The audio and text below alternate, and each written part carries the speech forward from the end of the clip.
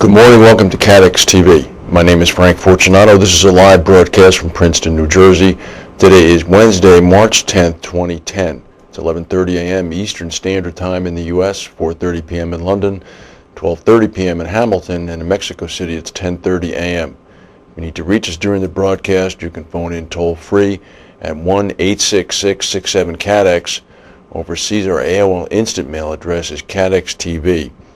The Indonesian authorities are reporting that they have killed a terrorist responsible for the 2002 bombing attacks in Bali, in which 202 people were killed. The terrorist goes by one name, as many Indonesians do. His name was Dulmatin, D-U-L-M-A-T-I-N. So the Indonesians are reporting that he's been killed. On March 18th, next week, President Obama is scheduled to go to Indonesia.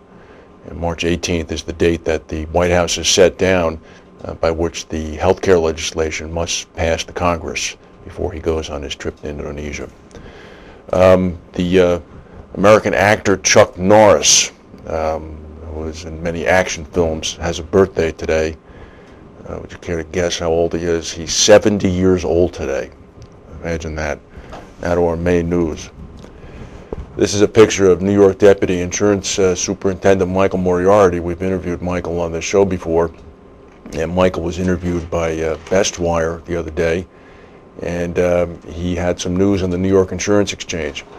He said that 7 state-appointed working groups have begun to meet to prepare preliminary feasibility reports that are due by the end of April. These reports will help determine the feasibility and impact of relaunching the New York Insurance Exchange. The working groups include underwriters, producers, hedge funds, private equity, and others with an interest in reestablishing the exchange for commercial insurance and property insurance. The working group areas of interest, according to Michael, are capitalization, government relations, markets, multi-state issues, technology, taxes, and regulatory oversight. The deputy superintendent said this has to be an industry-driven effort. He said all options are on the table. He said if an exchange is viable, it has to grow incrementally. CATEX is a member of the working group, and myself and co-CEO Frank Sweeney attended the Operations and Technology subgroup meeting yesterday, and it was a very lively and helpful discussion, and we're looking forward to continuing to attend the meetings. Hopefully something will come out of this that will be of use to the superintendent, Superintendent Rinn. As Mr. Moriarty noted, one option that could emerge from these discussions is the determination not to relaunch the exchange. So truly all options are on the table. In reinsurance news, this is a little bit of a surprise. Partner Re announced from Bermuda that it may face more than $300 million in claims as a result of the earthquake, the big earthquake, the 8.8 earthquake that caused billions of dollars of damage in Chile. Partner also said it could face losses of tens of millions more from the European windstorm Xenia. After they announced this news yesterday, their shares fell 2.2%. In a preliminary estimate, Partner said total insurance industry losses are likely to be in the range of $6 billion to $10 billion from Chile. On that basis, they think that their share of the claims will be between $220 million and $320 million.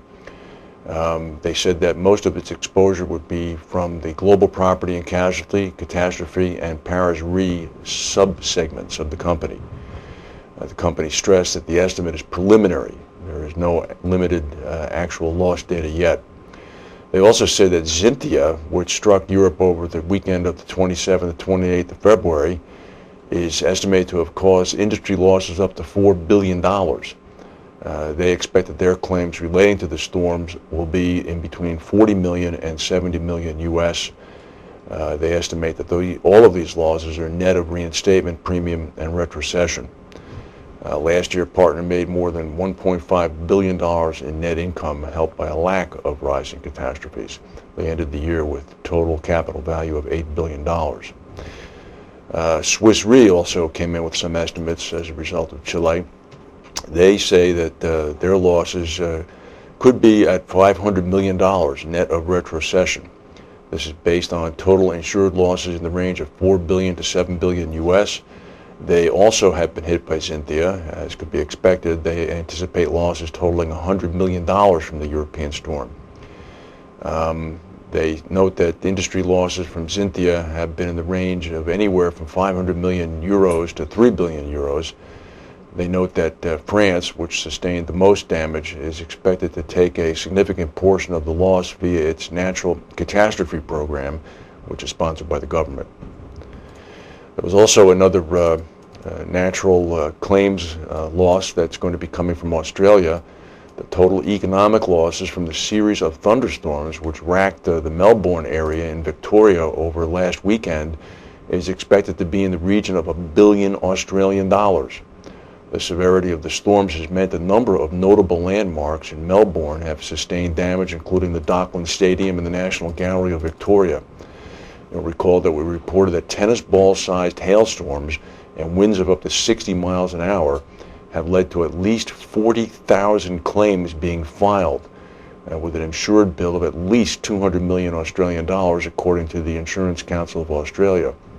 However, according to Aon Benfield Catastrophe modelers, they say the total economic and insured bill will approach $1 billion Australian. The same storm system which triggered the hail and flooding in Victoria was responsible for storms in parts of Queensland and New South Wales last weekend.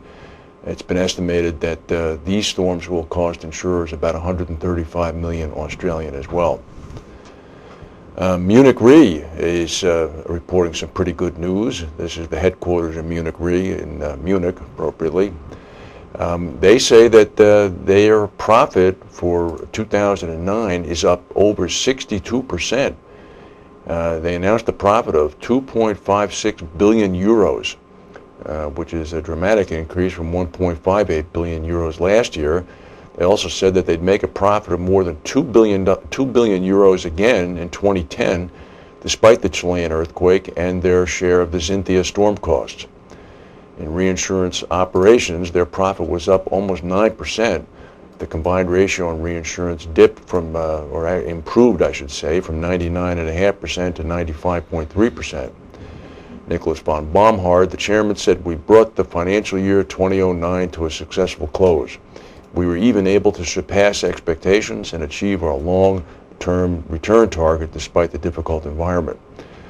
The bushfires that struck southeast Australia in the beginning of February 2009 were the largest loss event, causing Munich Re a total of 97 million euros. Mr. von Baumhard also had some other statements. He was interviewed on the television channel CNBC in the United States earlier today. He said that he considers billionaire Warren Buffett's investment in Munich Re a very positive reaction to what we tried and achieved. Buffett, of course, the owner of Berkshire Hathaway, knows the insurance and reinsurance sector very well, Mr. von Baumhard said. Earlier today, von Baumhard told the press conference that Buffett would become the group's largest shareholder with a stake of around 7% when he exercises options that mature tomorrow. Von Baumhard pointed out that Buffett's investments also include primary insurance. He responded this way when he was asked whether or not Buffett would insist that Munich Re sell their own primary insurance business. Von Baumhard said Mr. Buffett would not have invested in Munich Re if he didn't like our strategy. He reiterated Munich Re's commitment to having a primary insurer in addition to its reinsurance operations. So it's always good to know when your largest investor is happy. Well, you're not happy if you're paying premiums for Eurotunnel. Eurotunnel, of course, the company that operates the Channel Tunnel connecting England and France, has revealed that its insurance premium was increased 180% following the huge fire in September of 2008. That fire resulted in the tunnel remaining closed until February of 2009. Led to Eurotunnel paying an annual premium of 31 million euros for 2009 compared with only 11 million euros the year before. For 2010, Eurotunnel has negotiated its premium fee down to 21 million euros. Eurotunnel noted in its annual report, which was released yesterday, that the material damage and operating losses resulting from the fire are covered up to 900 million euros for a 2-year period expiring in September of this year. Eurotunnel's income from indemnities in 2009 was 36 million